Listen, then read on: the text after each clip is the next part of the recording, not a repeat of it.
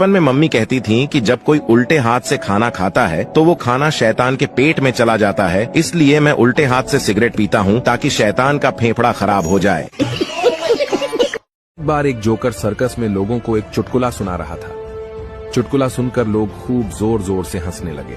कुछ देर बाद जोकर ने वही चुटकुला दोबारा सुनाया। अब की बार कम लोग हंसे। थोड़ा और समय बीतने के बाद तीसरी बार भी जोकर ने वही चुटकुला सुनाना शुरू किया। पर इससे पहले कि वो अपनी बात खत्म करता, बीच में ही एक दर्शक बोला, अरे कितनी बार एक ही चुटकुला सुनाओगे, कुछ और सुनाओ, अब इस पर हंसी नहीं आती। जोकर थोड़ा गंभीर होते हुए बोला, धन्यवाद भाई साहब, यही तो मैं भी कहना चाहता हूं। जब खुशी के एक कारण की वजह से आप लोग बार बार खुश नहीं हो सकते, तो दुख के एक कारण से बार बार दुखी क्यों होते हो? भाइयों, हमारे जीवन में अधिक दुख और कम खुशी का यही कारण है। हम खुशी को आसानी से छोड़ देते हैं, पर दुख को पकड़कर बैठे रहते हैं। निष्कर्ष, जीवन में सुख दुख का आना जाना लगा रहता है, पर जिस तरह एक ही खुशी को हम बार बार नहीं महसूस करना चाहते हैं, उसी तरह हमें एक ही दुख से बार बार दुखी नहीं महसूस करना चाहिए। जीवन में सफलता तभी मिलती है जब हम दुखों को भूलकर आगे बढ़ने का प्रयत्न करते हैं। एक गांव में बाढ़ आई थी तो मीडिया वाले ग्राम सरपंच के पास गए और बोले, आपके गांव की आबादी सरकारी रजिस्टर में 500 है और नदी से अब तक 900 लोग निकाले जा चुके हैं, ऐसा कैसे?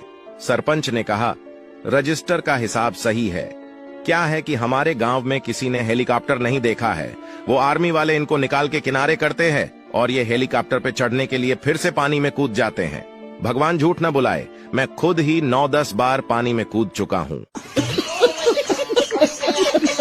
एक बूढ़ा लड़की से टकरा गया। बूढ़ा बोला, सॉरी। लड़की ने अपनी अकड़ में कहा, अंधे हो क्या दिखाई नहीं देता? इतना कहकर लड़की जैसे ही आगे बढ़ी, एक हैंडसम लड़का उस लड़की से टकरा गया। लड़का बोला, सॉरी। लड़की ने कहा, इट्स ओके। इतने में बूढ़ा लड़की से बोला, मेरी सॉरी की स्पेलिंग गलत थी क्या? रुको रुको, जा कहां रहे हो, फॉलो भी कर लो। एक बार नदी ने समुद्र से अहंकार से कहा, बताओ पानी के प्रचंड वेग से मैं तुम्हारे लिए क्या बहा कर लाऊं? तुम चाहो तो मैं पहाड़, मकान, पेड़, पशु, मानव आदि सभी को जड़ से उखाड़ कर ला सकती हूं। समुद्र समझ गया कि नदी को अहंकार आ गया है। उसने कहा, यदि मेरे लिए कुछ लाना ही चाहती हो तो थोड़ी सी घास उखाड़ कर ले आना। समुद्र की बात सुनकर नदी हंसी और कहा, बस इतनी सी बात, अभी आपकी सेवा में हाजिर कर देती हूं। नदी ने अपने पानी का प्रचंड प्रवाह घास उखाड़ने के लिए लगाया, परंतु घास नहीं उखड़ी। नदी ने हार नहीं मानी और बार बार पानी के वेग के सामने झुक जाती और उखड़ने से बच जाती। नदी को सफलता नहीं मिली और थकी हारी निराश नदी समुद्र के पास पहुंची और अपना सिर झुकाकर कहने लगी, मैं मकान, वृक्ष, पहाड़, पशु, मनुष्य आदि बहाकर ला सकती हूँ, परंतु घास उखाड़ कर नहीं ला सकी, क्योंकि जब भी मैंने प्रचंड वेग से घास पर प्रहार किया तो घास ने झुककर अपने आप को बचा लिया और मैं ऊपर से खाली हाथ निकल आई।